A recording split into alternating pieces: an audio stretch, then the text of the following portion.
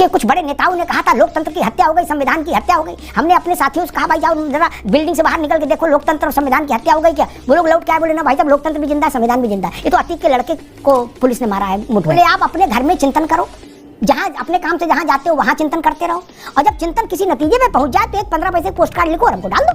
सरकार बनाने की एक पात्रता है, संख्या जिसने पूरी कर दी शपथ ले ली। तो जब आपने पहले उनको कन्वीनर के लायक भी नहीं समझा, अब नीतीश जी को मोतीचूर के लड्डू भेज रहे हैं। नमस्कार दोस्तों स्वागत है तब भारत डिबेट शो में। दोस्तों डिबेट काफी मजेदार होने वाला है, इसलिए आप लोग से अनुरोध है कि डिबेट को अंत तक देखिएगा। दोस्तों आज के इस डिबेट में अमिताभ बच्चन सर ने कांग्रेस और सपा के प्रवक्ता की अच्छी तरह से क्लास लगाई है, क्योंकि दोनों प्रवक्ता डिबेट में आके बोल रहे थे कि बैसाखी सरकार कभी भी टूट सकता है और हमारे राहुल गांधी बनेंगे प्रधानमंत्री। इस पे अमिताभ बच्चन सर ने किस तरह से इनकी क्लास लगाई है डिबेट में, सो आप लोग डिबेट को खुद से देखिए। चलिए शुरू करते हैं। कुछ खत्म हो जाएगा, अब इस पर रोशनी तो डालो।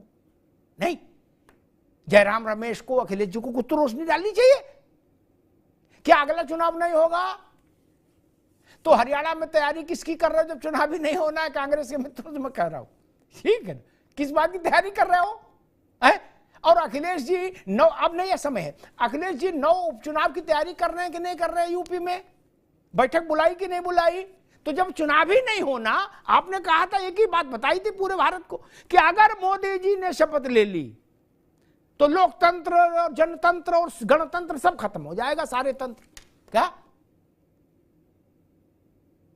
तो हम तो वही वाइट टार्च लेके देख रहे हैं कि कहीं खत्म हुआ कि नहीं हुआ। जैसे मुझे याद है जब अतीक का लड़का मारा गया था मुठभेड़ में, तो देश के कुछ बड़े नेताओं ने कहा था लोकतंत्र की हत्या हो गई, संविधान की हत्या हो गई। हमने अपने साथियों से कहा भाई जाओ जरा बिल्डिंग से बाहर निकल के देखो लोकतंत्र और संविधान की हत्या हो गई क्या। वो लोग लौट के आए बोले ना भाई साहब लोकतंत्र भी जिंदा है, संविधान भी जिंदा है। ये तो अतीक के लड़के को पुलिस ने मारा है मुठभेड़ में।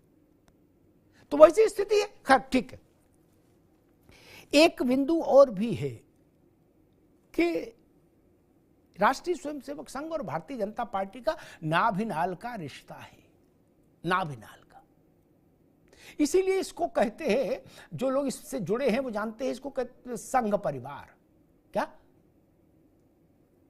तो संघ परिवार जब परिवार है तो ऐसी स्थिति क्यों आई कि माइक का इस्तेमाल करना पड़े? परिवार में माइक नहीं चाहिए होता है। और एक दृष्टांत मुझे याद आता है, बड़ा रोचक है अशोक जी आपके लिए भी, विकास बाबू आपके लिए भी। कांशीराम जी भारत के बड़े अद्भुत नेता थे। मैं उनकी साफ गोई का और आडंबर विहीन जीवन का मुरीद था। इतना साफ गोई वाला आदमी मैंने नहीं देखा। क्या? कोई लफड़े झपड़ा नहीं, सीधी बात, सुखी रहो। उन्होंने एक बड़े नेता को अपना political adviser to president appoint कर दिया, बीएसपी का। वो बड़े नेता थे, चरण सिंह के साथ रहे थे। तो वो दफ्तर पहुंच गए। सुनो रत्नाकर भाई, वो दफ्तर पहुंच गए और दफ्तर में उन्होंने कहा मेरे लिए केबिन बनाया और मेरा ऑफिस बनवाओ, ये करो वो करो। सब दफ्तर वालों ने उनको फोन लगाया, काशीराम जी को, बोले साहब ये आए हैं, इनको आपने क्या बना दिया? ये करे सब पूरा तोड़फोड़ होगी और 10 एसी लगेंगे और सोफा वोफा मंगवाओ। काशीराम जी ने कहा इनको फोन दो। उनने कहा भाई आपको सलाहकार बनाया है? बोले हाँ। तो बोले आप अपने घर में चिंतन करो, जहां अपने काम से जहां जाते हो वहां चिंतन करते रहो, और जब चिंतन किसी नतीजे में पहुंच जाए तो एक 15 पैसे पोस्ट कार्ड लिखो और हमको डाल दो। सलाह जितनी आपको समझ में आए। नहीं, वैसे मैं रत्नाकर जी से कहूंगा कि रत्नाकर जी सलाहें चिट्ठी में आ सकती हैं और आजकल तो व्हाट्सएप में आ जाती हैं। नहीं, उसके लिए आप मंच का इस्तेमाल करें और फिर कहे कि नहीं ये विषय ऐसा नहीं और वैसा है, तो ये किसी को पचता नहीं। और मेरे जैसा आदमी तो कतई भी पार्शियलिटी नहीं कर सकता।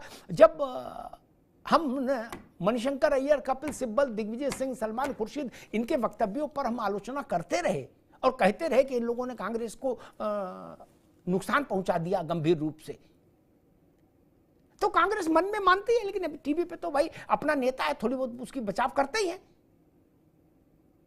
मन में तो मानते हैं कि हाँ अग्निहोत्री जी बिल्कुल सही करे, इन नेताओं ने नरक कर दिया, बर्बाद कर दिया हमारी पार्टी। वैसे ही मैं कहूंगा। राष्ट्रीय स्वयंसेवक संघ को जो कुछ कहना था, अब 31 जुलाई से 2 अगस्त मेरे ख्याल से केरल में बैठक है ना समन्वय संघ की, वहां राष्ट्रीय अध्यक्ष भी रहेगा भाजपा का, संगठन महामंत्री भी रहेंगे, नहीं संघ भी रहेगा। ये बात तब भी हो सकती थी।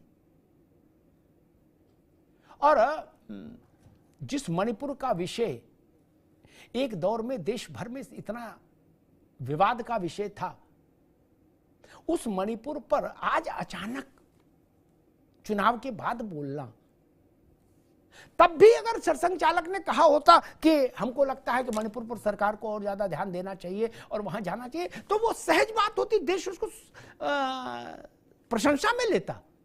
लेकिन अब ये कहना, बात समझ नहीं आई।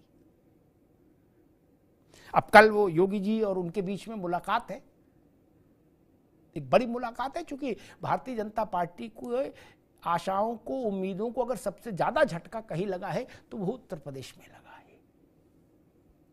और उत्तर प्रदेश में ही हैं इस वक्त सरसंघ चालक, उनकी और योगी आदित्यनाथ की बैठक, उसमें क्या चिंतन निकलता है, क्या मंथन निकलता है, उस पर हमारी नजर रहेगी। लेकिन एक बात मैं और कह के बात समाप्त करूंगा कि ये जो भाव फैलाया जा रहा है कि अल्पमत सरकार है, बैसाखी सरकार है, ऐसा एक इंप्रेशन देने की कोशिश हो रही है कि जबरिया कब्जा कर ली वो सरकार। नहीं भाई, इससे कम कम बहुमत की सरकारें रही कि नहीं रही? रही ना। सरकार बनाने की एक पात्रता है, संख्या, जिसने पूरी कर दी उस शपथ ले ली। आप कर देते पूरी। विकास जी ने कहा कि चंद्रबाबू हमारे पुराने आदमी हैं और उनमें जरा भी नैतिकता हो तो भाजपा को सबक सिखा दें।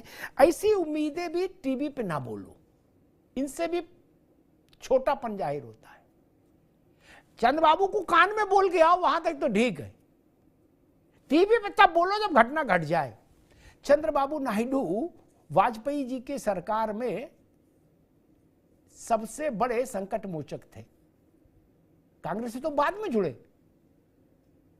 और चंद्रबाबू नायडू के ससुर, तेलुगु देशम के जन्मदाता नंदमूरी तारक रामा राव की सरकार किसने बर्खास्त की थी? इंदिरा गांधी ने। तभी तो बवाल हुआ था, और वहीं से तो टीडीपी और ज्यादा ताकतवर हो गई। कांग्रेस कह रहे हमारे उनके पुश्तों के रिश्ते हैं। नहीं जी, एनटीआर सारे विधायकों को लेकर राष्ट्रपति भवन आ गए थे। कांग्रेस से तो उनका कोई रिश्ता ही नहीं था। और नीतीश बाबू की भी चर्चा हुई, नीतीश बाबू पर भी उम्मीद आजम खान साहब और कांग्रेस टिकाए हैं। उनके एक नेता ने कहा कि कल तक जो लोग हमें इंडिया गठबंधन का संयोजक बनाने को तैयार नहीं थे, वो अब प्रधानमंत्री बनाने का प्रस्ताव लिए घूम रहे हैं। कहा केसी त्यागी, आजम खान साहब।